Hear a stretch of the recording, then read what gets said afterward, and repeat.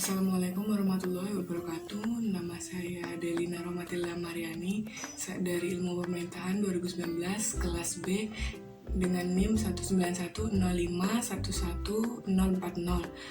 Di sini saya akan menjelaskan tentang mukadimah, anggaran dasar dan anggaran rumah tangga Muhammadiyah.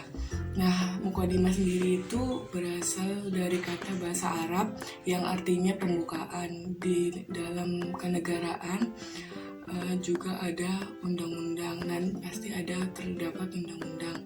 Nah, pembukaan itu berisi pikiran-pikiran pokok serta diterjemahkan dalam kalimat-kalimat dengan singkat, padat, dan langsung pada intinya.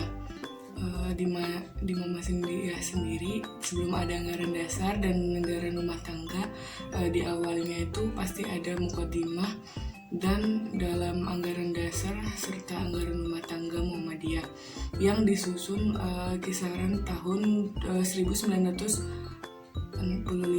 Jadi pada saat itu ada sosok pencetus utama ideologi Muhammadiyah yang beliau itu dikenal sebagai Ki Bagus Haji Kusumo yang masuk sebagai salah satu dalam tokoh perumusan undang-undang mukadimah di anggaran dasar anggaran dasar kira-kira itu ada 2-4 halaman yang menyatakan dengan ini organisasi Muhammadiyah itu berdiri.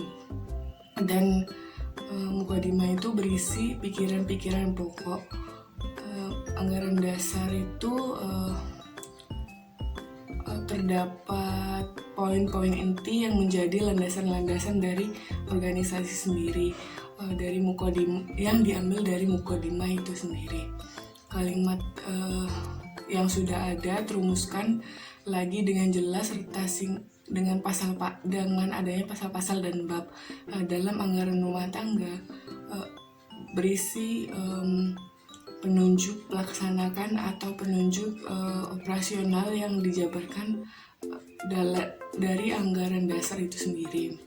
Dalam anggaran dasar pada kisaran pasal awal-awal itu menjelaskan tentang apa itu sih Muhammadiyah, baik itu berupa asas-asas Muhammadiyah serta tujuan Muhammadiyah itu sendiri yang dilaksanakan dengan cara berdakwah. Nah, di anggaran rumah tangga sendiri itu dijelaskan lebih lanjut bagaimana dakwahnya. Misalnya seperti dengan mendirikan sekolah, rumah sakit. Kalau seperti pendidikan itu yang mengenalkan Islam lewat Muhammadiyah dengan disalurkan melalui pendidikan. Lalu untuk selanjutnya untuk anggotaan Muhammadiyah sendiri itu ada yang pertama itu syarat utamanya itu adalah menjadi anggota itu harus yang pertama harus beragama Islam, yang ketika mereka misalnya mereka dari agama lain tetapi mereka suka sama Muhammadiyah dan ingin menjadi anggotanya, mereka harus menjadi Islam dulu baru bisa mengikuti dan menjadi anggotanya. Lalu anggota Muhammadiyah itu ada tiga. Yang pertama anggota biasa, yang dimana warga negara Indonesia yang beragama Islam. Lalu yang kedua itu anggota luar biasa, yaitu orang Islam yang bukan dari warga negara Indonesia. Lalu yang ketiga itu terakhir anggota istimewa atau kehormatan, yaitu orang yang beragama Islam dan berjasa terhadap Muhammadiyah atau karena keahliannya yang bersedia membantu Muhammadiyah.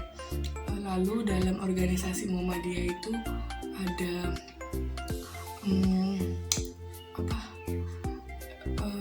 adanya sifat kolektif dalam kolektif kolegial yang dimana pemimpin itu dalam muktamar itu tidak dipilih berdasarkan ketua, tetapi mereka dipilih lewat orang-orang yang layak menjadi pemimpin dan menjadi pimpinan, tetapi tidak hanya satu orang, sekitar 9-11 orang yang akan dipilih dan ditunjuk untuk menjadi salah satu pimpinan dalam berdakwah di muktamar.